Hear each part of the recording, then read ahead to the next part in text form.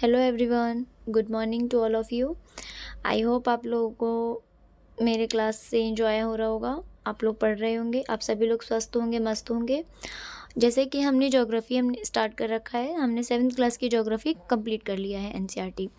तो अब हम 6th क्लास की पढ़ रहे हैं। मैंने थोड़ा सा वैसे कर दिया था, पहले 7th स्टार्ट कर दिया था। नाउ हम 6th क्लास का कर रहे हैं एनसीईआरटी 6th क्लास ज्योग्राफी। तो हमने कल 4th लेसन कंप्लीट कर लिया था जिसका नाम मानचित्र था। आप लोगों को कितना समझ में आया मेरे कमेंट बॉक्स में कमेंट करके बताइएगा। और जिस किसी को भी मेरे नोट्स चाहिए वो मेरे कमेंट बॉक्स में बताइएगा, मैं प्रोवाइड करा दूँगी नोट्स। तो चलिए आज हम 5th लेसन करते हैं। 5th लेसन का नाम है पृथ्वी के प्रमुख परिमंडल। पृथ्वी के प्रमुख परिमंडल का क्या अर्थ है? एकमात्र पृथ्वी ग्रह पर ही जीवन संभव है।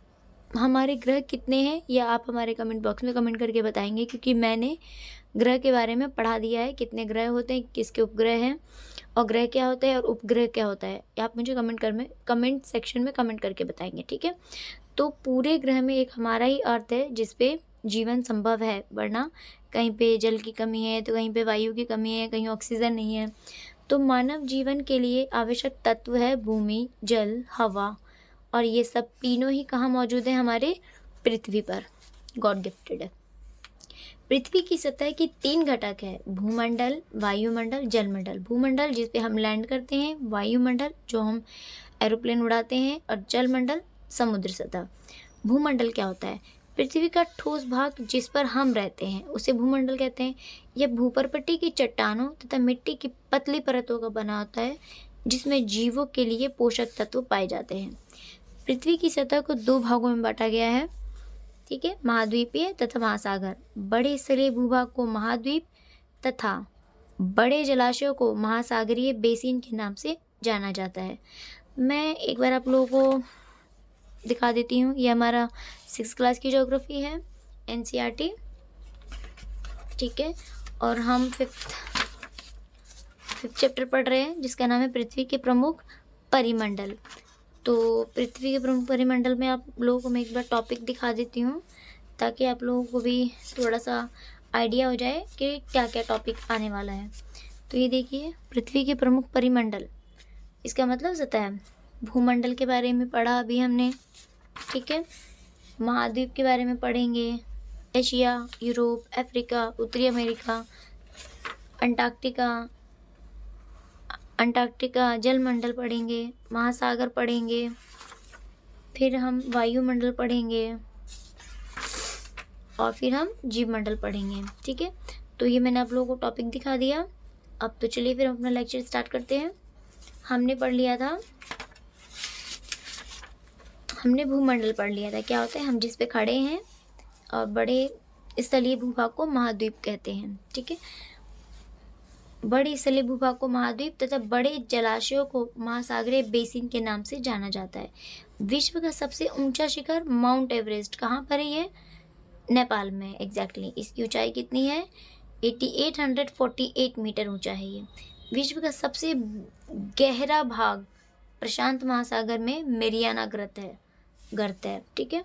सॉरी फॉर मेरे थोड़ा सा गर्त की जगह पे मैंने ग्रत कर दिया।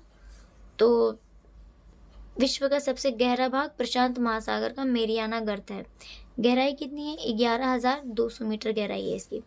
न्यूजीलैंड के एडमंड हिलेरी तथा भारत के तेंजिंग नोर्गे शेरपा ने, न्यूजीलैंड की कौन थी? एडमंड हिलेरी, और भारत के तेंजिंग नोर्गे शेरपा ने 29 मई 1953 को पृथ्वी के सबसे ऊंचे शिखर माउंट एवरेस्ट पर चढ़ने वाले पहले व्यक्ति बने थे। जापान की जुंको ताबेई विश्व की पहली महिला जिसने 23 मई 1884 को माउंट एवरेस्ट पर कदम रखा था, ठीक है। अब हम यहाँ देखते हैं महाद्वीप। एक सेकेंड, सॉरी फॉर डिस्टर्ब।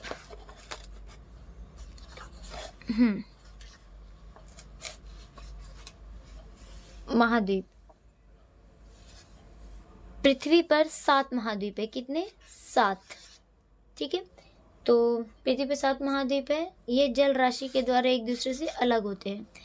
तो सबसे पहले हम पढ़ेंगे एशिया महाद्वीप। पूरे वर्ल्ड में सबसे बड़ा महाद्वीप एशिया महाद्वीप है, जिसमें हमारा इंडिया भी आता है, ठीक है। सबसे बड़ा महाद्वीप है, पृथ्वी के कुल क्षेत्रफल का 1/3 भाग में फैला हुआ है। उत्तरी गोलार्ध में स्थित कर्क रेखा इससे होकर गुजरती है। कर्क रेखा इसी से होकर गुजरती है। पश्चिम में यूराल पर्वत है, जो यूरोप और एशिया को अलग करता है, यूराल पर्वत। और एशिया और यूरोप को मिला देंगे तो हम क्या पढ़ते हैं, यूरेशिया। अफ्रीका दूसरा बड़ा महाद्वीप है, पहला एशिया था, दूसरा अफ्रीका महाद्वीप है।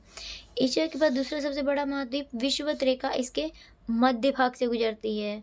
विषुवत रेखा अफ्रीका के बीचों बीच से होकर गुजरती है। और सबसे खास बात अफ्रीका की यह है कि यहाँ से 3 लाइनें होकर गुजरती हैं। कौन कौन सी 3 लाइन?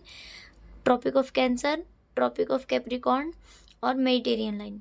इसका मतलब मकर रेखा, कर्क रेखा और विषुवत रेखा, ठीक है। ये तीनों रेखाएं, कर्क रेखा, मकर रेखा और विषुवत रेखा, तीनों गुजरती हैं। सहारा का रेगिस्तान विश्व का सबसे बड़ा गर्म रेगिस्तान है, जो कहाँ पर है, अफ्रीका में ही है। विश्व की सबसे लंबी नदी नील नदी यहीं बहती है। अब आते हैं यूरोप पे। एशिया पढ़ लिए सबसे बड़ा महाद्वीप, अफ्रीका एशिया के बाद दूसरा महाद्वीप, यूरोप तीसरा महाद्वीप। पश्चिम में स्थित है, आर्कटिक रेखा इससे गुजरती है। 3 तरफ से जल से घिरा हुआ है ये। फिर उत्तरी अमेरिका।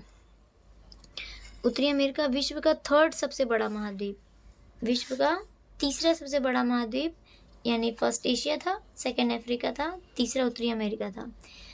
बड़ा महाद्वीप दक्षिण अमेरिका से एक स्थल से जुड़ा है, जिसे पनामा जल संधि कहते हैं। यह महाद्वीप पूरी तरह से उत्तरी और पश्चिमी गोलार्ध में स्थित है, उत्तरी और पश्चिमी गोलार्ध में स्थित है। तो आज के लिए हम इतना ही कंटिन्यू करते हैं। इसका सेकंड पार्ट मैं नेक्स्ट वीडियो में ला दूँगी। तो आज मेरा हेल्थ इशू हो रहा है थोड़ा, मेरा हेल्थ साथ नहीं दे रहा है, तो मैं इसका सेकंड पार्ट अगले वीडियो में अपलोड कर दूँगी। ओके, तो ठीक है, स्वस्थ रहिए, मस्त रहिए और मेरे वीडियो को पूरा एंड तक देखिए और सब्सक्राइब करिए, लाइक करिए और शेयर करिए और कमेंट करिए, ठीक है। Thank you for watching my video, thank you for everyone.